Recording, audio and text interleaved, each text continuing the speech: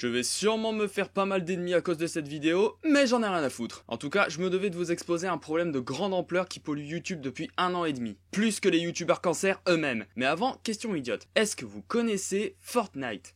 Je suppose que oui, comme 99% du monde entier, étant donné que ce jeu a été tellement surexposé dans les médias, et surtout sur YouTube, qu'il est impossible de ne pas en avoir entendu parler au moins une fois dans sa vie. Et il est là le problème. Ce jeu est surexposé comme jamais. Et depuis un moment, c'est devenu le cancer de YouTube, après les clowns tueurs et Code Forlan.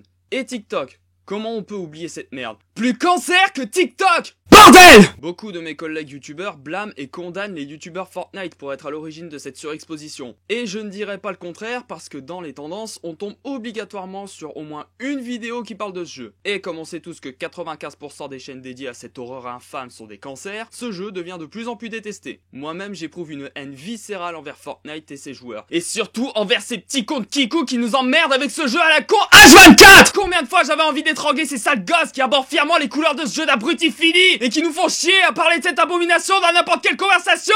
Putain de merde! Bon là je m'égare, revenons au sujet. Si ce n'était que les youtubeurs Fortnite le cœur du problème, ok, on le sait déjà. Mais là où le bas blesse, c'est qu'Epic Games, les créateurs de cet étron, profitent du succès de leur jeu pour faire énormément de pubs, au point que ça en devient un putain de forcing. Il m'est arrivé il y a pas longtemps de me taper une vingtaine de pubs Fortnite par jour sur toutes les vidéos que je regardais, même celles qui n'ont rien à voir avec les jeux vidéo. Et ça pendant 2 semaines d'affilée. C'est la même méthode de marketing forcé que pour TikTok et Bumblebee. Et autant vous dire à quel point ça en devient insupportable. Alors on critique les youtubeurs qui cherchent le buzz avec cette daube, mais faut pas oublier qu'Epic Games jouit de cette surexposition et en profite pour endoctriner le maximum de personnes à bons coups de com forcés à l'extrême. Alors si je devais dire un truc là maintenant, je dirais qu'Epic Games, ce sont des putains de gros enculés! Ah oui, et les fanatiques de Fortnite qui vont venir m'insulter parce que j'ai dit du mal de leur divin jeu fini à la pisse. Je n'ai qu'une chose à vous dire. Liberté d'expression!